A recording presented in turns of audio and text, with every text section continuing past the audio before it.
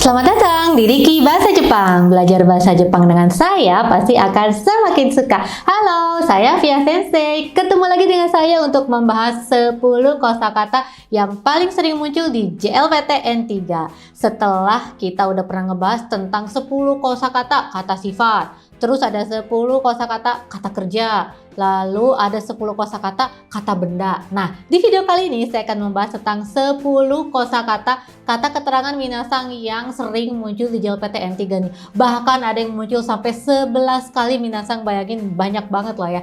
Kosakata kata keterangan itu yang kayak gimana sih? Yuk kita simak. Buat menguasai 10 kosakata kata keterangan ini, kalian bakal saya kasih tahu nih ya. Pokoknya nih 10 kosakata kata keterangan ini paling sering muncul di JLPTN 3. Bahkan tadi sampai ada yang muncul sampai 11 kali, ada juga yang muncul 5 kali, ada yang muncul 6 kali. Penasaran nggak? Ayo kita langsung aja masuk ke kosakata kata keterangan yang pertama. Kosakata keterangan yang pertama ini ada di sini minasang ada ukkari. Apa sih ukkari itu? Contohnya ada pada kalimat ini minasang, ukkari saifu o wasuremashita. Kata kuncinya tadi wasuremashita nih, kayak mas-mas ini. Aduh, kelupaan. Apa yang kelupaan? Saifu desu ne, dompet. Nah, berarti ukkari di sini hubungannya dengan lupa adalah gak sengaja lupanya gitu. Ukkari saifu o wasuremashita. Aduh, saya tanpa sengaja lupa membawa dompet. Sebetulnya kan kalau wasuremashita doang artinya tuh udah artinya lupa ya minasang ya.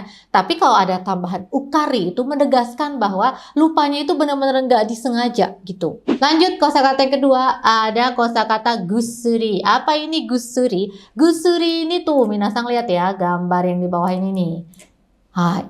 Ya sakuya wa sukarete ite. Oke, tadi malam, kemarin malam saya tuh capek. Terus gusuri neremashita. Neremashita ini artinya tertidur, oke, atau tidur. Jadi gusuri artinya adalah nyenyak. Oke, jadi gusuri itu artinya adalah nyenyak dan selalu bersanding dengan neru atau nereru gitu. Ini muncul sampai 7 kali minasang di JLPTN 3. Pastikan kalian hafal ya kata keterangan gusuri ini. Berikutnya kosakata yang ketiga, ada kata keterangan hakkiri. Hakkiri adalah dengan jelas. Contohnya pada kalimat ini minasang, kare no kotoba o hakkiri kiki toremashita. Saya bisa mendengar kata-kata dia dengan jelas gitu. Hakkiri juga bisa kita gunakan dalam kalimat seperti minasang, hakkiri yutte kudasai. Tolong bilang atau tolong omongin dengan jelas gitu. Dengan jelas sampai semua orang bisa mengerti, itu arti dari hakkiri. Nah, hakkiri minasang selain bersanding atau bisa kita gunakan dengan tadi yang udah saya kasih iemas atau imas berbicara, hakkiri juga bisa kalian gunakan untuk hakkiri mieru atau hakkiri miemes, artinya bisa terlihat dengan jelas. Lalu ada juga hakkiri kikoeru, terdengar dengan jelas. Lalu tadi ya udah saya jelasin hakkiri yu yang artinya ngomong yang jelas. Lanjut ke kosakata yang keempat, ada kosakata hura-hura. Apa itu hura-hura? Bukan pura-pura ya minasang, ini hura-hura.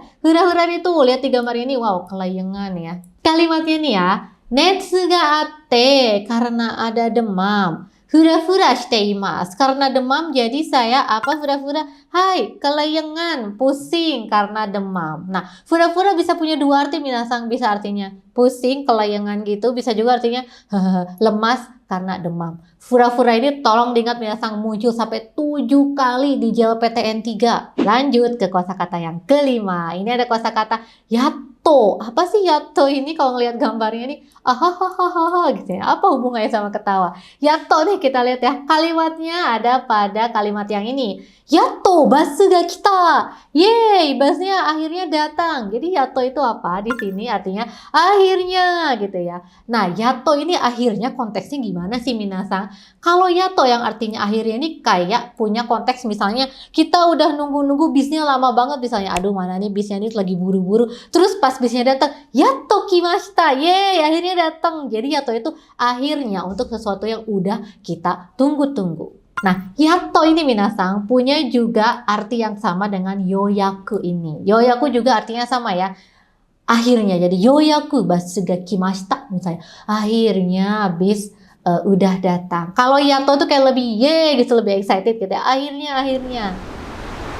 Oke, minasang, 5 kosakata yang tadi muncul banyak di JLPTN3 udah saya bahas. Ada yang tadi muncul 7 kali, ada yang muncul 11 kali ya. Eits, masih ada loh 5 kosakata lainnya yang sering muncul di JLPTN3. Ada apa aja? Langsung kita simak.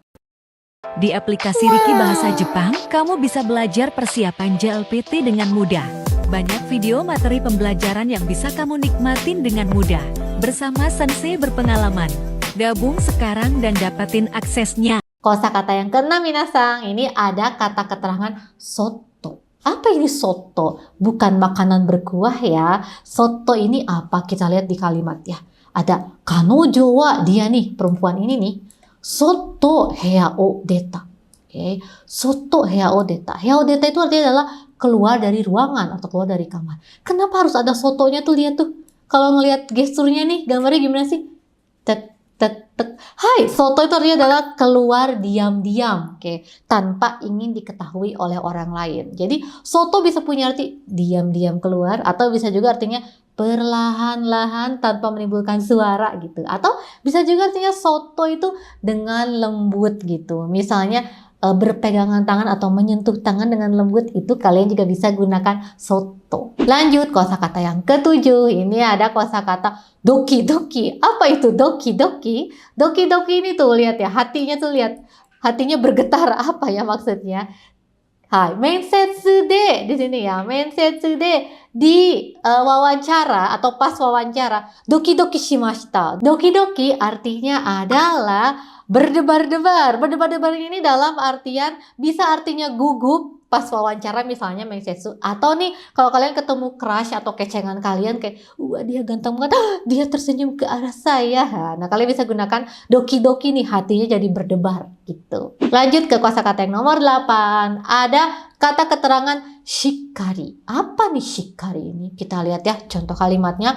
Kanojo wa shikari mono desu. Mono di sini artinya adalah orang yang, tuh lihat tuh ya. Mbak ini nih shikari mono nih, katanya orang yang kayak gimana sih minasang? Shikari itu artinya tegas atau terlihat kuat. Kuat itu dalam artian bukan kuat bisa ngangkat 20 kg, bukan ya. Shikari di sini kuat itu maksudnya dia tuh terlihat tegar dan tegas gitu. Pokoknya kayak kerjaannya tuh wow, dia terlihat sangat keren, bisa mengerjakan pekerjaannya dengan baik. Itu namanya shikari. Orang yang bisa diandalkan minasang ya. Shikari juga selain punya arti kuat dalam artian pandai bekerja gitu, juga bisa punya arti ini nih, dapat diandalkan. Berikutnya kosakata yang ke-9, ini ada kata keterangan pera-pera. Apa sih pera-pera itu?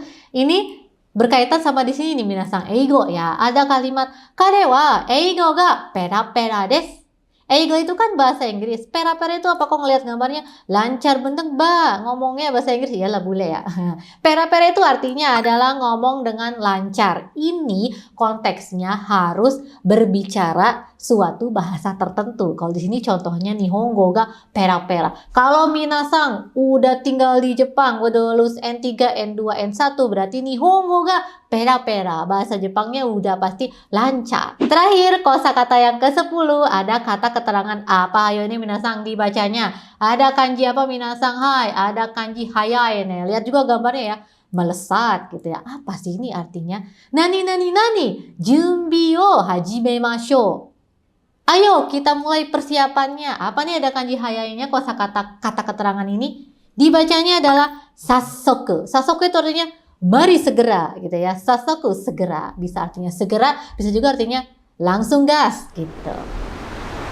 Oke minasang, akhirnya yatta 10 kosakata kata keterangan udah saya bahas nih. Gimana minasang? Tadi ada kata keterangan yang muncul sampai 11 kali, ada yang muncul 7 kali, ada yang muncul 6 kali. Banyak ya, pokoknya kalian harus wajib banget hafal dan inget dan bisa menggunakan ke-10 kosakata kata keterangan ini dengan baik. Kalau misalnya belum, gimana sensei? Jangan khawatir, replay videonya dari awal, dengarkan penjelasan dari saya. Setelah itu mudah-mudahan kalian menjadi master 10 kosakata keterangan yang paling sering muncul di JLPTN 3. Gimana minasang? Udah menyimak 10 kosakata dari saya nih. Terus Sensei, gimana kalau ternyata emang Sensei cuma 10 kosakata dong? Enggak minasang, kosakata itu ada banyak banget. Ada ratusan, bahkan ada 900 tuh kosakata yang paling sering muncul di JLPT N3.